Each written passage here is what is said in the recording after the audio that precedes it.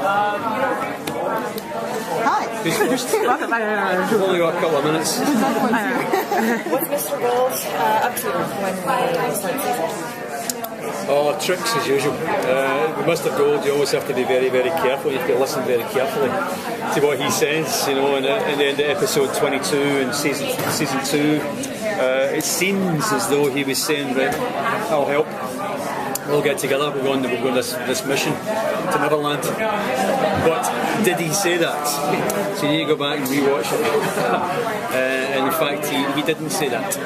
So when you join them on that boat, you very quickly understand that Rumpelstiltskin Gold is very much in his own mission. And at the beginning of season 3, in his belief, his son is dead. So his life is pretty much over, and the only thing that you can do to in any way honour his son's memory is by finding his son, Henry, even though this prophecy is that is going to be his undoing. So it's in a very difficult position, a difficult place, Rumpelstiltskin at the beginning of season 3. In effect, he is on a suicide mission, and he might well just succeed in that. Well, I mean, I know that part of the prophecy is that it will be his undoing, but do you think that means actual death or just loss of power, which is essentially to him like dying? Well, I think if it's the loss of power, that would be an easier thing for him, because he wants, I think in his heart of hearts, he would want to be with Belle. You know, Belle is the moral centre point of Rumpel's whole life. And the further he gets away from her, the more evil and complicated he becomes. The closer he gets to her, the more forgiving he is. Even you saw that again, I think it was episode 19 or so, season 2, with Robin Hood, when he's going to kill him. And because of her, he misses, you know. And so whenever she's close, there's hope for him. When she's far away, there's less hope for him.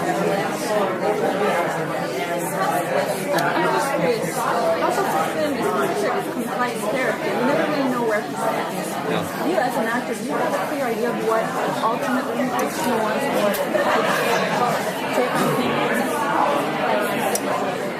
It's very complicated with him. I mean, you know, he's so old, and this is the other thing we have to understand. He's at least 300 years old, and he's got so far away from the Rumpelstiltskin who was hobbling along with his king, the one who went to the battlefield. That's a long, long, long time ago.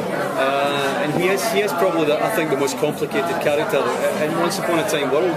But it's fascinating to play. It gives me a great scope, you know, and vision to do that. To hopefully be able to show a versatility and show a range. Because there are, you know, there are many. Don't just play 2 parts. There's about 5 or 6 parts in there. And to me, the most interesting place is actually when he's just became the Dark One. That place there, I think, is interesting because he doesn't quite know. He's enjoying killing things. He's thinking this is great, but he's kind of also losing his son at the same time. And this is when he starts to make bad decisions. And that's the very beginning of him making a series of bad decisions for the next 200 or 300 years, in fact. So a complicated man for sure. As an antagonist, it's also very complex because on TV, it's difficult for a character that's so sinister to kind of find redemption. Yeah. Losing that teeth actually Lose the character, you're right. So as we move into season 3, how from what you've seen, are you thinking the character's going to maintain that balance between the dark side and seeking the solutions? I think the balance will always be kept. I think that Eddie Kitsis and Adam are such terrific writers, they'll always make sure that it doesn't go too far one way or the other. I think you're absolutely right. I think if he becomes, you know, if he settles down with Belle and has a baby, it's over. You know, I mean, it's completely over. He has to kind of constantly infuriate you, in a sense, you know, and make you kind of wonder, you know, whereabouts this guy is going. But he's just a fascinating character to play because of that. You know, that you don't know. Even when he's actually maybe potentially been on the side of good, is he?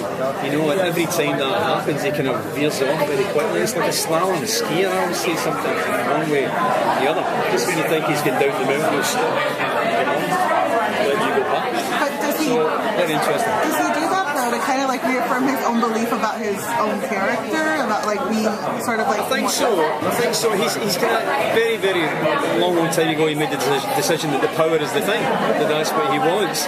As time goes by, he kind of second guesses himself and thinks, no, I don't want that. I want to become a good man.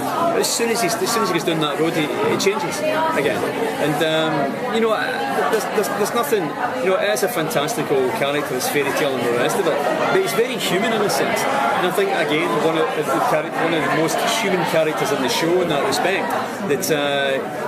This is normal. I know guys like that in real life back home. That they don't know who they are, where they're going, whether they're good or bad. That's what makes for a great character, I think. Thank you guys so much. Thank you.